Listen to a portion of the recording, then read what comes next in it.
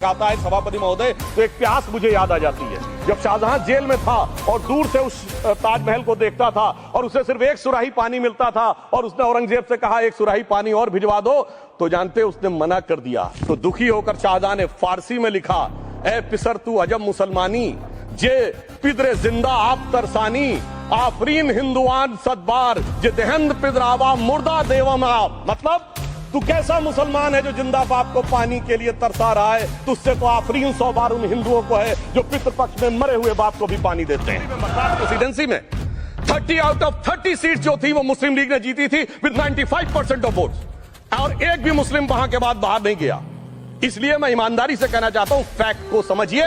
और जो मद्रास प्रेसिडेंसी के मुस्लिम लीग के अध्यक्ष थे और पीजे पोकर साहब बहादुर और मोहम्मद इस्माइल, वही बाद में इंडियन यूनियन मुस्लिम लीग के अध्यक्ष बने और उन्होंने 28 अगस्त 1947 को सेपरेट इलेक्टोरेट मांगे, जो कोई जाके कॉन्स्टिट्यूएंट असेंबली की डिबेट में पार्लियामेंट किया। आप वेबसाइट पे पेज नंबर 270 पे जाके पढ़ लीजिएगा। सरदार पटेल ने बड़े गुस्से में इस बात को कहा, अब जो हो गया सो हो गया, एक रात में दिल नहीं बदल गया, मगर अब देश के लिए कैसे। जिसकी की जमीन वीरान हो गई है, जब्त वो न करे जिनके सिर्फ शौक के बाद चाहत को ठेस पहुंची है। ये जिल्ले इलाही की बादशाही नहीं बल्कि खुदाई है। मैं कहना चाहता हूं, जो संविधान को न माने, कानून का न माने, इसका मतलब वो अपनी खुदाई में जी रहा है। तो ये वो लोग हैं। और वैसे मैं सभापति महोदय, खुदाई से आजकल बहुत से लोगों को डर लगता है, क्योंकि जहां जहां खुदा है वहां वहां भगवान है।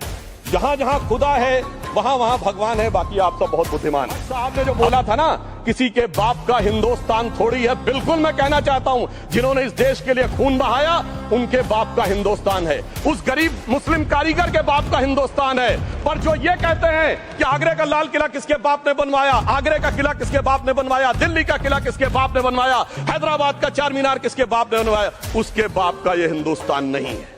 और उसके बाद भी जो आप करना चाहते हैं, अगर इस रास्ते में आप कांटे बिछाना चाहते हैं, तो उनके लिए एक लाइन कहना चाहता हूं, सभा, हम खार न बोने देंगे। खार कांटों को कहते हैं। तेरी तमन्ना है पर हम खार न बोने देंगे, तुझे हम राह की दीवार न होने देंगे। तू सबको रौंद कर आगे जो निकलना चाहे, हम तेरी इतनी भी रफ्तार न होने देंगे।